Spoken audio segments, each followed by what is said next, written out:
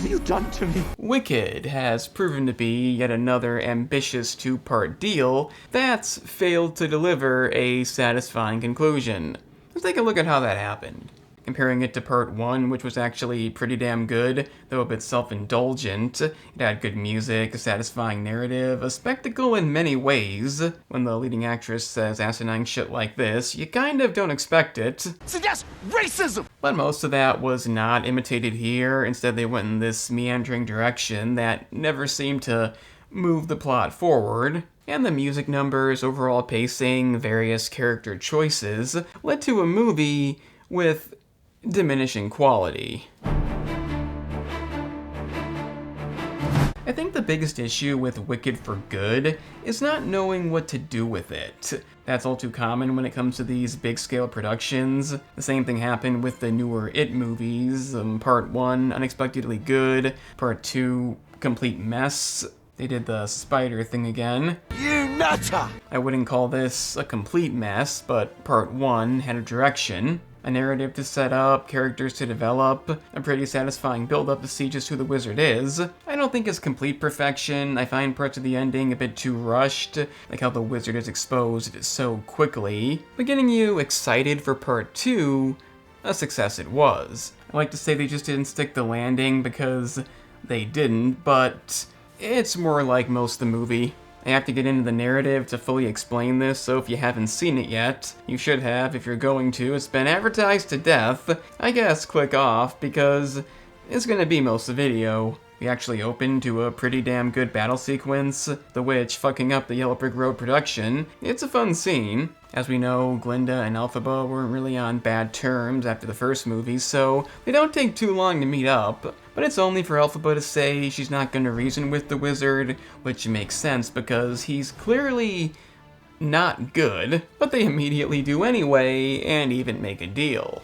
A deal that goes sideways right away, and I mean right away, because even though he freed the winged monkeys, he's still keeping most of the animals captive. This is revealed literally immediately, so why even have them make up? Did anybody watching think that was gonna last? I highly doubt it, because even though it leads to the animals being free, we could have gotten there some other way.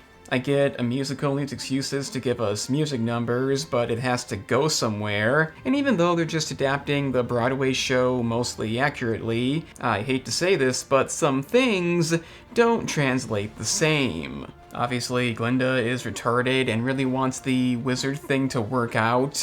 The animals fucking speak. His actions are beyond unjustifiable. And even though the stampede does fuck up her wedding, leading Fiyero to confess her love to Elphaba, it doesn't exactly create any real tension. The next time they meet up, they talk like almost nothing happened. Technically that was part of a setup, but then they start fighting in a comedic manner. It's just weird pacing all around, like it doesn't know what it's doing, and the relationship between Elphaba and Fiyero is handled in the same jarring way. We get a scene when she goes out alone, telling him it's too dangerous. He agrees. They have this spiel about, will I ever see you again? But guess what? They do in the next scene. It's like they just paced the movie together, so little happens throughout the damn thing. Jeff Goldblum as the fucking wizard is completely wasted. He spends most of the movie standing in one spot, and all these moments you think would lead to some kind of conflict are basically ignored because the plot needs it. The movie is around half an hour shorter, but you don't notice that. Part 1 may be around epic length, but when you make sure all the scenes have a reason to exist, and you make sure you have a basic direction, you tend not to notice. This is legitimately a directionless movie. That's bad enough in its own right. But when it's a part 2 that was apparently highly anticipated, you wonder why they even bothered. You think there'd be some kind of uprising with the animals given they're enslaved, but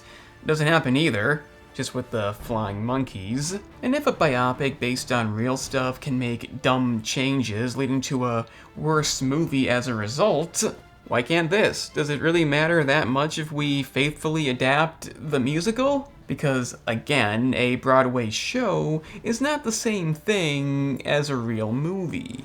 We do get a pointless scene when she sings to them, but since she accidentally gave the monkeys wings in the first movie, that comes to an end. Instead, they just hide. That's by no means the only example of time-wasting nonsense crammed into a movie that could have almost not existed. That's why this may eventually get the full analysis treatment, but maybe the epic conclusion is where they turn it all around. I mean, combined, we got approximately 5 hours of this. Surely something happens. This movie has proven it can deliver fun set pieces. The witch fakes her own death, fooling everybody but Fiyero, because the film has this message about people only believing what they want to believe. Therefore, they're not gonna stop hating her. Actually, appreciate that. Sadly, all too real. But then the wizard finds out Elphaba's his biological daughter and takes off. That's the end.